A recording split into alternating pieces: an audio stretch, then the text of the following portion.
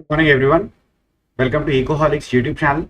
My name is Avinash Agarwal, and in this video, I'll be discussing with you current affairs for 31st May as well as 1st June. Please accept my apologies for not being able to take a session yesterday. There was power disruption at my end. So A, I got delayed yesterday, and B, when the power actually got restored and I started the lecture, I was not able to continue because there was a disruption again. So we will be doing a combined coverage for yesterday as well as today in our today's lecture. I hope that this is very clear to all of you. Let us start with the first discussion. The first topic that I want to talk about is employment, right? So it's very important to understand the employment challenge, looking at certain numbers, looking at what is happening at the macro level right now. And that is what this article is going to help us in doing. If they ask you a question that the number of workers in India has consistently been increasing, and yet there is a lot of debate around job crisis in India. So how do you reconcile these two facts? That A, the number of workers, that means that the number of people who are employed has increased quite significantly. But at the same time, there is always a discussion going on regarding job crisis in India. So how do you reconcile these facts? That they ask you a question on this line, then this article will be very, very helpful in understanding that what is happening so far as the job scene in India is concerned. So this issue has been a very dominant issue. The job crisis has been a very dominant issue. So very important number that you all should positively note down is this particular number over here. We are talking about number of workers in India. What do I mean by number of workers in India? The number of workers, people who are actually employed, they actually have a job, right?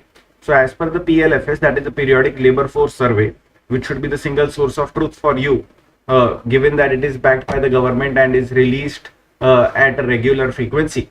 So as per the Periodic Labor Force Survey, the number of workers in India has increased at a very good pace. So it was 458 million in 2017-18, and it has now become approximately 563 million right now. So that's a significant jump up, as you can see. So this is a very important number. Certain definitions have been kept over here for your comfort so that you start getting familiar with the kind of terminology that is used in this particular context. Worker population ratio, labor force participation rate, and unemployment rate. These are the three ratios, or these are the three rates or three terms that you should be comfortable with. What is worker population ratio? In the numerator, you put the number of workers or everybody who is employed, that is worker. In the denominator, you put population, and what you get is a worker population ratio. It gives you a sense that out of, let's say, your entire population, what proportion or people are actually working, or what percentage of people are actually working. That will be the takeaway from the worker population ratio. Similarly, there is a labor force participation rate. So put labor force in the numerator, put population in the denominator, and you'll get labor force participation rate. What do I mean by labor force? So labor force comprises of all those who are employed as well as those who are unemployed. I will repeat myself. Labor force comprises of all those who are employed as well as those who are unemployed. So that is labor force in the numerator, population in the denominator. The third thing is unemployment rate. Unemployment rate, it is a percentage of persons unemployed among the persons in the labor force. So you put unemployed in the numerator, you put the labor force in the denominator. And what is labor force? Employed plus unemployed. That is labor force in the denominator, and you get the unemployment rate. Let me just clarify these terms a little bit for you. Typically, labor force means everybody who can work and are willing to work and are probably actually working as well. So that is what labor force is. So this is basically the set of people who are available to be utilized as labor, as one of the factors of production. They are not, they are actually looking for jobs.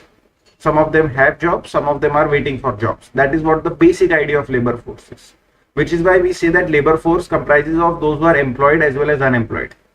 That I was looking for work and I've actually found work employed. I'm looking for work, I have not yet found work unemployed, right? So that's the definition of labor force. That should be clear to you. If there is any doubt, please ask me. What do I mean by unemployed? So unemployed, to be classified as unemployed, you should satisfy three requirements simultaneously. Number one is that you should be looking for work actively. Number two, you should be willing to accept the going rate of wages. And number three, despite looking for work, despite being ready to accept the going rate of wages, you are still not able to find work. If these three terms or these three conditions get simultaneously satisfied, then you can be classified as unemployed. I hope that this is very clear to you. Again, if there is any doubt, please feel free to ask. Moving ahead now, right? So if I look at certain more numbers over here, so urban males aged 15 years and above, they have seen their workforce participation increase from 67.7% to 69.8%. Very good. Urban females, if you look at their workforce participation, that has increased from 18.3% to 23.4%. Very good, right? These are positive numbers, positive developments. Still, why is there a hue and cry over job crisis in India? Now, you have to realize one thing, that in India, a lot of people don't have the luxury of sitting at home. They do not have wealth or strong asset backing. Let's say they are not sitting on huge fixed deposits or huge land parcels or huge, property assets which are earning, let us say, an interest, or which is earning, let us say, a monthly rental, and therefore they can afford to sit and do nothing. So while there are people who can enjoy this, that they have created or they have inherited so much wealth that the interest of that wealth or the rentals from that wealth or property is sufficient to take care of your requirement. You don't need to work. Okay. So some people are there in that category, but a lot of people, majority of people in India don't have that luxury, right? So for them, getting a job is almost a necessity. So if your workforce numbers are going up, that's good, but you have to understand why they are going up. And they are going up because people do not have the luxury of sitting at home. They have to work for their survival. That's a basic idea that you need to keep in mind. And I'm not giving any, ethics or value or morality lecture over here. I'm just trying to explain to you that the economic reality that exists on ground doesn't give a lot of people the luxury to sit at home. Is something that you need to keep in mind, right? So if you have to survive, then you have to earn your livelihood. Joblessness is an unaffordable luxury for a lot of people, right? So next, going ahead, employment gains. We have said that number of workers in India has increased, right? Between last year and this year, I told you that this is a very important number that you have to note down. Okay, this particular number, that earlier it was 458 million in the last year. Right now it is 563 million. I want you to note down this number. Now, in which sector has this gain actually happened? Where have people actually worked?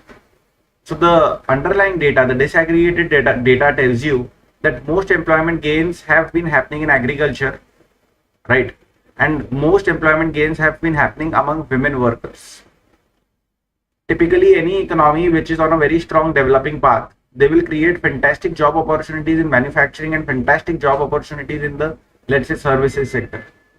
Over here, what we are seeing is that if most employment gains are actually in agriculture, then that is not good. It's just that, people are doing something or the other in agriculture, making bare minimum wages and doing whatever survival they can do.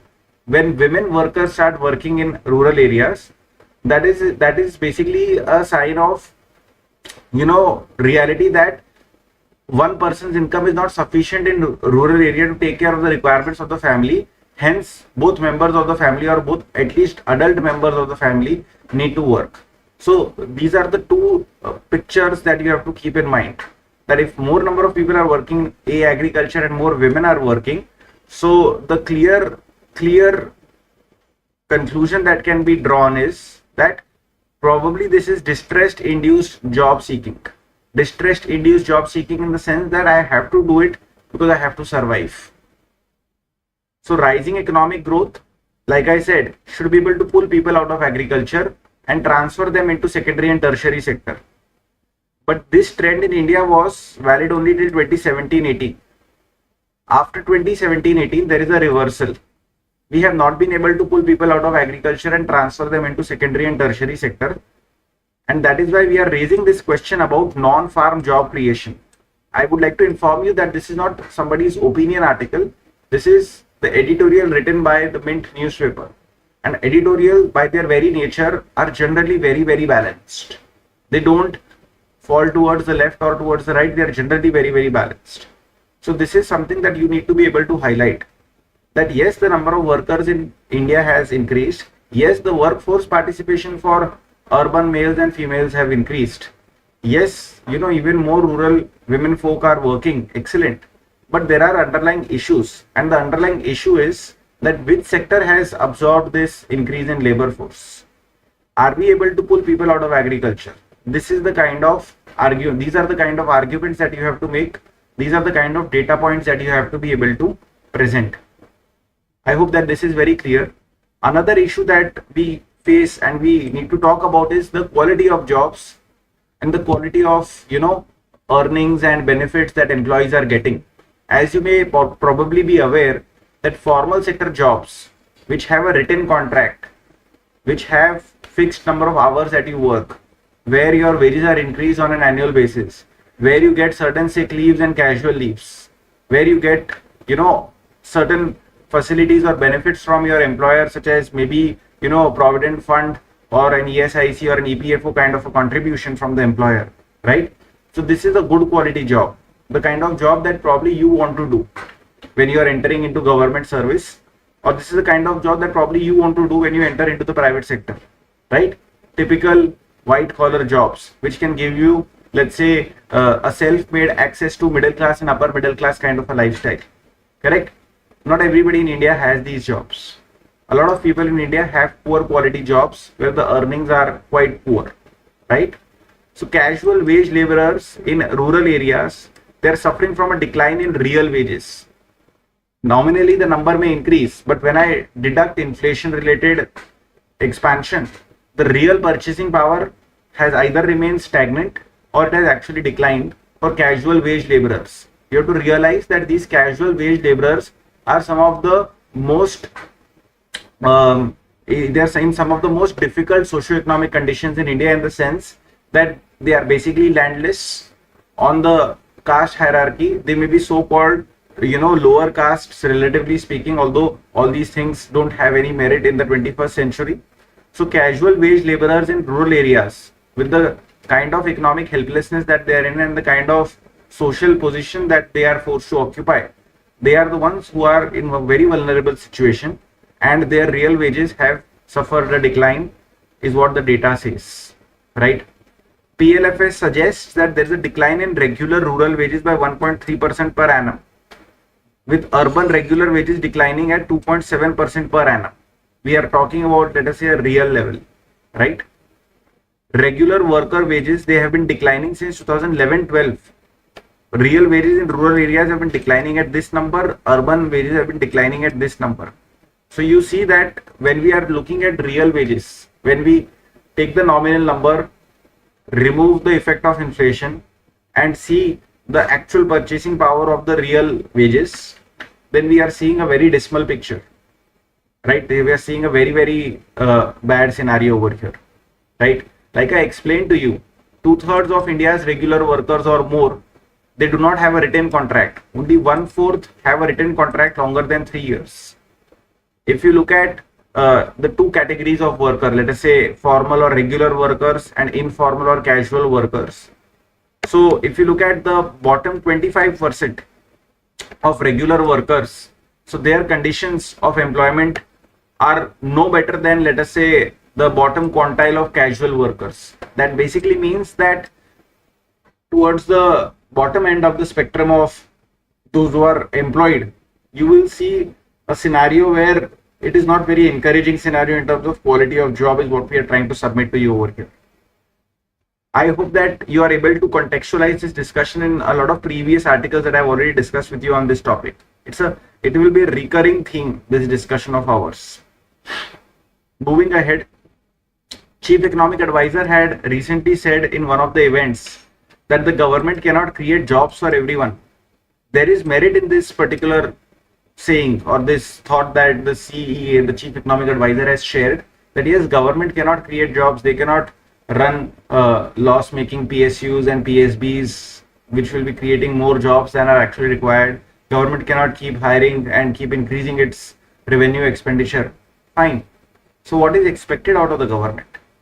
What is expected out of the government is that they should create an ecosystem whereby other players in the economy, other stakeholders in the economy feel strong about investing in our country and creating jobs in our country. That is what they need to do. They need to empower, they need to create enabling conditions so that decent work gets created, opportunities get created. Simultaneously, they need to provide for social security. Government needs to provide for social security. Now, it isn't as if that the government is not doing this, because the last article that I'll be discussing with you today, it talks about the splendid growth that India has witnessed in the last financial year, right? That is 23-24, right? So it isn't as if that we haven't been doing the right set of things, but the important thing is that we need to continue to do the right set of things over a very long period of time. We need to initiate structural reforms which can encourage labor intensive sectors, which can encourage small and medium enterprises, and ultimately we need to improve the quality of employment. Excuse me. So I hope that this is abundantly clear to all of you. Next article is regarding Fintech sector, right? It's a small article, but it tells you a very important development that is taking place in this sector. So you know that a lot of fintechs have grown at a very rapid, the numbers have increased at a very rapid pace. There is a lot of innovation, creativity in the operations of a lot of these fintechs. It's a growing space. It's a very dynamic space full of energy and vibrance. So we need some kind of a regulation over here, and RBI has released certain guidelines for establishing a self-regulatory body to start with. So these are final guidelines for financial technology firms. They will create a self-regulatory organization so that they can enforce certain regulatory standards and bring about certain transparencies in the operations of these companies. Like I explained to you, that the number of firms in this sector is growing quite a bit, and from the demand side there is also a very strong demand for digital payments, borrowings. There is a lot of demand for digital products because people have become so familiar with smartphones and internet connectivity, etc., that now doing, let us say, a paperless banking online completely is not something which is a very big challenge for a lot of folks in India. But at the same time, what happens is that if these products are marketed in, let's say, in an inappropriate manner, right, where you don't disclose everything that needs to be disclosed upfront, where you are essentially mislabeling and misselling, then that is problem. So consumer protection is important, data privacy is important, cyber security is important, and internal governance is important. So please note these 4 key concerns. This is very important to note. Please note these 4 key concerns regarding the general operation of the fintech sector in our country. So RBI has said that we need to work upon these 4 areas. So this particular body will be an industry-led entity. It will frame baseline standards and rules of code of conduct, and it will monitor and enforce them, right? So that is the key thing that they will be doing. They will be addressing regulatory concerns, and they will bring about a overall balanced development of the sector as any other regulatory body would try to do. No one single entity will be able to capture the working of this organization, which is why we are saying that shareholding of the entity should be diversified. That no single entity should hold, let us say, more than 10% in this particular self-regulatory organization. Like, for example, let's assume that Paytm is the giant in this field. Let's assume, okay. So Mr. Vijay Shekhar Sharma can, actually throw his weight around because his organization is so big. Like, it is synonymous with the fintech sector in India, despite the struggles that they are going through. Similarly, there are other organizations as well, but you have to have diversified shareholding to ensure that there is appropriate weightage given to a variety of different voices, right? So fintechs which are domiciled outside of India can also be members. So that's about it from the self-regulatory organization point of view. Sufficient to help you answer a small question if it gets asked on this particular sector. Okay, moving ahead, this is almost an essay kind of an article which talks about it's not actually an essay, it's a very smallish article, but this is the kind of topic that you will typically come across when you're writing essays in your examination, that artificial intelligence can bring about job redundancies, but it can open up plenty of new roles or something like that. It can ask you to write upon the interface of artificial intelligence and employment scenario in the country. So how will you tackle it? So as you must already be aware that you will probably try to take a balanced approach. You will neither swing this side nor will you swing that side, right? So what is the right approach? Let's discuss. Okay. In this particular article, I'll be sharing with you thoughts of a lot of eminent characters, MDs, CEOs of top-notch companies in different sectors. So if you want, you can actually note down along with their names and organizations. So what that does is that when you're actually writing your answers or when you're actually writing your essays, and if you're able to quote, let us say, what the CEO of Deutsche Bank said, or let us say what did the CEO of Cognizant Consulting say, then that leaves a positive impact upon the reader, that you aren't just fluffing and sharing your opinion as expert opinion, but you're actually sharing expert opinion. So just think about that, right? That kind of article. So the idea is that artificial intelligence from a business use case point of view, it is helping organization in their digital transformation initiatives. So a lot of organizations in India as well as across the world, they are automating their operations. They are removing manual intervention so that they can cut costs, cut turnaround times, improve efficiency, improve productivity. So that kind of transformation is happening in almost every process in an organization, whether it is supply chain, whether it is logistics, whether it is manufacturing, whether it is production, right? Whether it is designing, whether it is reconciling. A lot of things are now being done digitally. A lot of work that used to earlier be done through manual intervention is now happening digitally.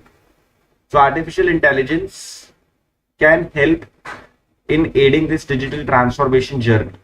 It can help you in making sense of your own data, and it can help you become more vigilant, more efficient, more much better prepared to face any kind of vulnerability or external shock, right? That is one of the use cases. Anyways, so definitely it will help, but at the same time, we need the right kind of skilling for our youth. So because new job opportunities are going to get created, but these new job opportunities also require new skills. For example, in one of the articles that I discussed with you, I remember that there is this company, I forgot the name of the company, but they said that if we are hiring anybody, now we hire the person very slowly. We try to see what the job description is. We try to see whether we can modify this job description to add an element of technology, to add an element, let us say, of artificial intelligence or any of these blockbuster technologies into that job description, and then hire for that kind of a role, because every role is now getting imbued by technology. So if you don't have a technology component in the job description, then you're probably doing a wrong hiring. So that's what I'm trying to bring over here, that if you are, let us say, interviewing for any particular job, you need to be aware what kind of technology or what kind of tools and techniques are getting used in that particular domain, and you need to be familiar with it. You need to be okay with it. If you aren't, then there is a problem. So therefore, right kind of skilling, right kind of knowledge, right kind of hands-on experience is very, very important. Okay. Coromandel International is a very well-renowned company. Okay. So there is this group corporate president, CFO, right? He says that there will be job redundancies, but at the same time, so your old jobs will definitely become redundant. Nobody needs a typist anymore. I'm sure you would agree. Okay. Hardly you need a typist or a stenographer. So that kind of process has been going on, where old jobs have become redundant, and you rely more and more on machines. So that has been happening since Industrial Revolution. So there's nothing new in that. And we have always been relying on upskilling, and there's not going to be anything new going ahead as well. So we need the right kind of upskilling so that we can find better jobs to pursue. Then the CEO of Deutsche Bank says that one needs to be adaptive, and the level of jobs will be lifted, meaning that the quality of work that we'll be doing will be much better going ahead. Okay. then there is this idea that upskilling and cross-skilling is not a challenge, it is a reality. So you can pick up some different comments from, organizations of your choosing, and you can keep yourself ready for tackling this kind of a thought. By leveraging AI, we are helping government plan urban cities. This is an actual use case. This is an actual use case for artificial intelligence, which you should, in general, should also be able to cite. That, for instance, Smart Cities Mission is actual government program of India. Digitization of governance of our cities, so that our cities are more resilient, so that we have, the capability of controlling what is happening in our cities, let us say through a dashboard, through a command and control center kind of a approach. So we'll be generating a lot of data, tons and tons of data is going to get generated. And if we can deploy artificial intelligence models basis that data, then we can do a fantastic job for ourselves, right? So huge information is available in spatial data, and that is opening up various avenues, and this is a huge leap forward. This is what is Genesis International ka Sajid Malik is saying, who is the CMD, the chairman and managing director of, let us say, Genesis International. So this is a very, again, an important use case over here. Another very important use case is related to farming. So precision farming is happening, right? You can take a ton of data regarding soil, regarding nutrient, regarding temperature, and then you can give advice, very particular advice to farmers to improve yield. So obviously you have to train your artificial intelligence models to give the right advice. So you will need to feed in a lot of data and allow the model to crunch that data into an advice, and then see whether that advice is making sense or not. So it's not going to be easy. That in itself is a laborious process, training your artificial intelligence models to give you the right set of answers, right? But once that is there in place, then we'll be able to give the right advice to farmers, which will help in improving the yield for farmers. So generally we are widening the discussion over here. Typically when we talk about artificial intelligence, the first thing that we talk about is the probability of, AI replacing human beings in their jobs and therefore stealing income from human beings. It can actually help, like you can see in this case, in farmers case, AI can help farmers increase their yield. In urban spaces, AI can help in reducing the shocks and vulnerabilities, and therefore actually protect the income of the inhabitants of the cities, so to speak, right? So there are, a lot of these things which can be done by, let's say, deploying artificial intelligence models, which can actually A, reduce your losses, B, increase your profits and incomes depending upon who you are. Similarly, in manufacturing, in logistics, in supply chain, productivity can be improved, profitability can be improved. So everybody who is, let us say, a stakeholder in these firms, whether you are a shareholder or whether you are an employee, you can benefit if your firms actually become profitable, and hoping that the management gives you a fair share of the profit, right? AI can be used to simplify existing operations. It can increase efficiencies. New business models can emerge, and competition can come in from a completely different space. So there is a lot of room for innovation. A lot of my friends, like some of my friends, they are working at the interface of AI and diagnostics. So you will not believe this. So the idea being that they're deploying artificial intelligence to basically do the job of the radiologist, right? So that we can have quick study of scans, and therefore let us say quick analysis of scans, and be able to pinpointedly identify that what is the disease, where is the disease, what is the level of the disease, and then what are the next steps that need to be taken by that patient. That can all be done by artificial intelligence. And given the size of our population and the scope of our challenges, it's a fantastic progress that they are making in that particular field. So now they are not doctors, they aren't doctors at all, but they are working at the interface of artificial intelligence and healthcare, and training models to do what, let us say, typically a radiologist would do. So you can see that competition or disruption is coming from a variety of different places, right? If you want to be at a business head level, then you need to understand tech's role, and you need to be able to communicate the same with your team, right? So this is that kind of an article which gives you a lot of masala, which you can use for enriching your, let's say, essays on these kinds of topics, which you would typically come across at least once in your examination, either in the form of an essay or maybe in the form of a 10 marker or 15 marker question, or maybe you would have this kind of a discussion in your interview. So this would seriously help. right? This is again a very short piece that I have brought for you. So we all know that Reserve Bank of India had announced unexpectedly large surplus transfer to Government of India. So we will now be able to disaggregate that number and see how is it that RBI was able to transfer 2 trillion rupees to, let us say, the Government of India. So typical consultant talk, right? So if you want to, I mean, this is just a joke, no offense meant, but still I'll make the joke. So typically the problem that a company takes to a consultant is that how do I increase my profit, right? And the answer that will come packaged in a very nice way is that reduce your expenditure, increase your revenue.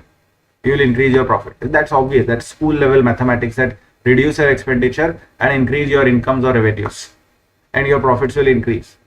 It actually holds true in this particular case with RBI, that there is a 56% drop in expenditure and there is a 17% rise in income.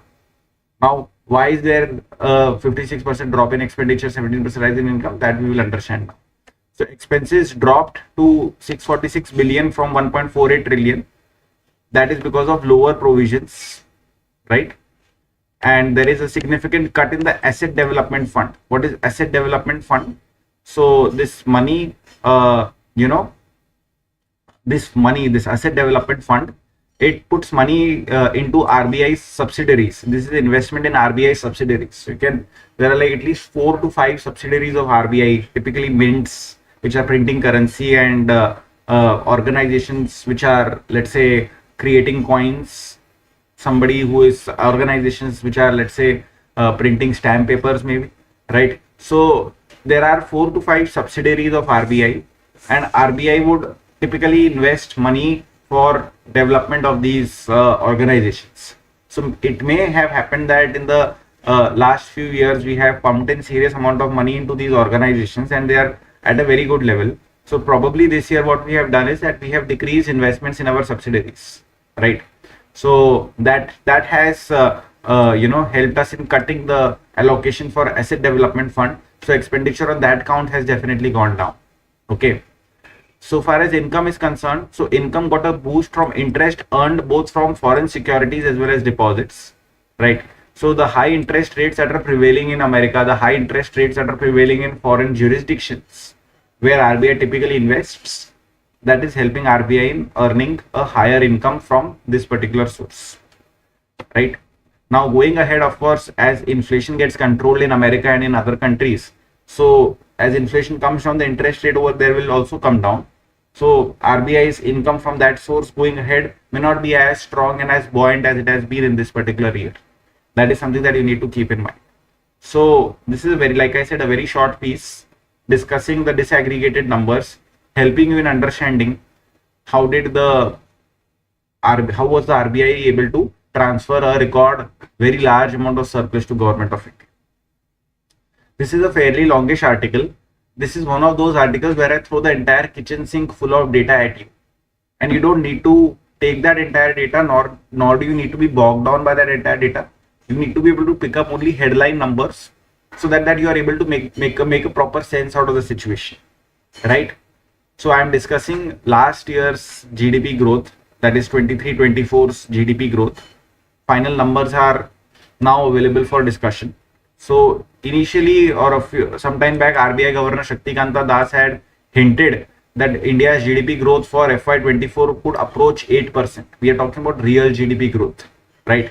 We don't ever talk about nominal GDP growth. Just keep that in mind for yourself. We're talking about real GDP growth.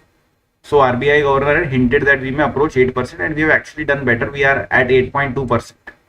And if you look at the last quarter, that is January, February, March's growth, that is coming at 7.8%. So India being able to grow at 8.2% is really good. It's really fantastic, because these kinds of numbers, they were last seen, let's say in 2005, 6, 7 kind of periods. And we have not been able to consistently have these kinds of numbers for ourselves. So this is in that sense a very good number, 8.2%, right? Several key factors or sectors have helped us in doing this, and you need to remember the names of these sectors is something that is really, really important. You need not know what is the actual growth in manufacturing, actual growth in construction, actual growth in mining, actual growth in services. but you need to at least know that, okay, these are the broad sectors which have really performed exceedingly well in the last financial year. Manufacturing, mining, services and construction, or manufacturing, mining and construction, which is basically the entire industries ka bucket, and also the services. So the industries and services together have performed really well. Agriculture has not been able to give that good a performance, but it has not disappointed at all, right? Indian economy has remained resilient. Manufacturing sector, it witnessed a 9.9% ka growth rate in 23-24. This is a very good number to have. Although, as per the national manufacturing policy, as per Make in India policy, our targeted growth rates for manufacturing is in double digits, closer to 12%, 14%. So we are nowhere, we are not there yet, right? But 9.9% is not bad for the manufacturing sector. I will take it in any year, right? So that's good. Apart from that, as we have already discussed a number of times, that now this high growth will generate a decent amount of taxation revenue for the government. Government is also sitting on record high transfers from RBI. Taken all of these things together, government can actually pull its fiscal deficit or its borrowing requirement down quite a bit in the next year. So next year, when the new government will come in after, let us say, 4th of June, so they will be able to target for a much more aggressive fiscal deficit number. So initially they were looking at targeting 5.1% of GDP as borrowing requirement. Now we can actually probably target 4.9% or something like that. So my sense is that the government may go ahead and target 4.9%, because see, typically when a government has come in, they want to keep things tight. They want to be in the right direction from an economics and from a prudential point of view, because typically towards the end of their term they want to be having a little, to be a little more large hearted, to offer a little more subsidies, etc, etc. So when a government comes in, they keep things quite tight, relatively tight. So my sense is that fiscal deficit should go down. The targeted fiscal deficit for next year can be maybe around 4.9% or something like that. We are having projections of normal monsoon, so that is also a good thing. So robust capital expenditure, strong investment demand, upbeat consumer and business sentiments together are making the economy resilient. There are certain headwinds, issues that we need to be mindful of. For instance, geopolitical tensions and divergence of monetary easing paths. So geopolitical tensions is easy to understand. There are a lot of nuclear armed countries at war with each other, and one mistake can trigger a whole sequence of catastrophic events that the world may never recover from. Forget about anything else. So that is something that we need to be really mindful of. And what do I mean by divergence of monetary easing paths? Like for instance, in US, interest rates are at a particular level. They are at a particularly high level, let us say. And in a lot of developing countries, interest rates need not be at that high level, relatively speaking. But still, in developing countries, we are keeping interest rates high, because if we don't keep the interest rates high in developing countries, there will be a serious flight of capital from developing country to developed countries, let us say particularly to US. So we don't want that to happen. We have discussed this in one of our lectures, that there is a serious risk of capital flight, because of which a country such as Indonesia has been forced to keep its interest rates high, though they don't need to keep interest rates high, right? So the divergence of this monetary easing path, that some countries are ahead, some countries are behind, it creates a lot of friction. It creates a lot of tension in the economy in terms of capital flight and depreciation pressure for your currency and so on. We have already discussed all of these things in one of the previous lectures. I don't remember which, but one of the previous lectures, right? Throughout FY24, GVA, gross value added, it has grown by around 7.2%. Little bit of academic over here. So GVA, it tells you the picture from the producer's side, and GDP, it tells you the picture from the buyer's side or from the consumer's side, right? So GVA is essentially telling you what is actually getting produced in terms of goods and services. That's all. When you add net indirect taxes upon the prices, right? When you add net indirect taxes upon the prices, then you get the measure of GDP. So the difference essentially between GVA and GDP is that net indirect taxes ka component. Please keep that in mind. These are two very important pointers that always need to be said and understood regarding GVA and GDP. That GVA tells or shows the picture from the producer side, and GDP shows the picture from the supplier, from the consumer or the buyer side. And the key difference between GVA and GDP is that GVA plus net indirect taxes is equals to GDP. That is how you need to look at things. Okay. So that is fine. So there is a chasm, there is a gap between GVA and GDP. It is wide at 150 basis point. That is because of the large subsidies that get given to manufacturers, right, in our country. So that is what it is. What it is. So what I want to say over here again is that exports grew at 2.62%. It's not good, but as compared to what we were expecting, not bad. Same can be said regarding agriculture, that it has grown by around 1.4%. Farm output has grown by around 1.4%. So again, it's not good, but initially we were thinking that will grow by around 0.7%. So not bad again. Agriculture, forestry, livestock, fishing, it has grown by 1.45% annually, right? Like I mentioned that your star sector is manufacturing, which has grown at 9.9%, and mining, construction and services, which have grown at around 7 to 9%, 7 to 10%, right? So you can just remember this 7 to 10%, that these four important sectors have been growing at 7 to 10%. To contextualize India's performance, you need to compare with other countries. So US is expecting that they will have a 2.7% growth in calendar year 2024. Eurozone and China are expected to have a growth of 0.8% and 5% respectively in calendar year 2024, right? So you can see that we are doing quite well for ourselves in that sense, right? If you see the gross fixed capital formation, which tells you the amount of investments that have been done in, let's say, plant, equipment, machinery for setting up production facilities and so on. So if you look at the gross fixed capital formation, which is very important, it should be as high as it can be. It rose by about 9% in FY24.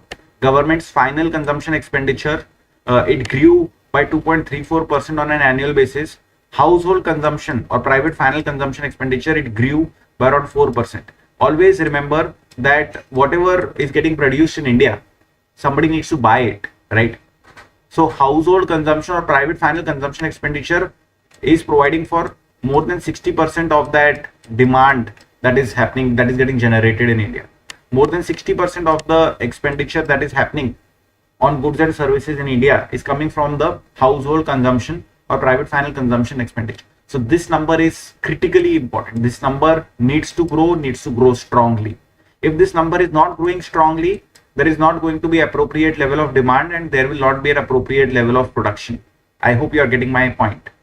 For household consumption expenditure to increase, households need to be having a decent amount of income. They need to be having good sentiments, good confidence in their incomes, in their future, etc., and then they will spend and then they will buy. So that is the kind of linkage that you need to be able to draw.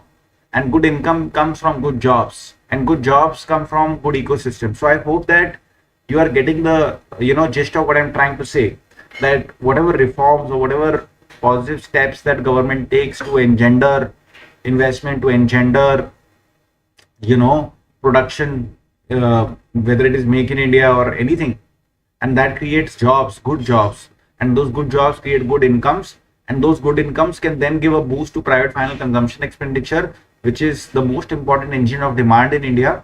And because of that strong engine of demand in India, you can have even greater production, and that greater production can create even more jobs. So as a country, as a policymaker, as an advisor, you have to try and get on to this this virtuous loop over here is what you need to try and engine. Keep that in mind. So this is my final submission. As you can see, I have included this infographic over here, which tells you the year-on-year growth in gross value added in a sector-wise manner. So you can see that industries has performed significantly well. Industries, like I said, it comprises of manufacturing, mining, as well as construction. Services have done well too, and agriculture has been in a difficult scenario of late, but with good monsoons being forecasted in the year ahead, things should be fine. Things should be going in the right direction. So this is my entire submission to you. I hope this made sense to you guys, right? We are starting a new month, 1st of June today, right? So happy June to you. I hope to see you again soon and take this discussion ahead with you with meaningful lectures, meaningful articles that help you in wrapping your head around what's really happening in the Indian economy in a variety of different domains. With this, I'll bring this session to an end. It was a great pleasure. Thank you so much. All the very best, and Jai Hind to all of you guys. Bye bye. Take care.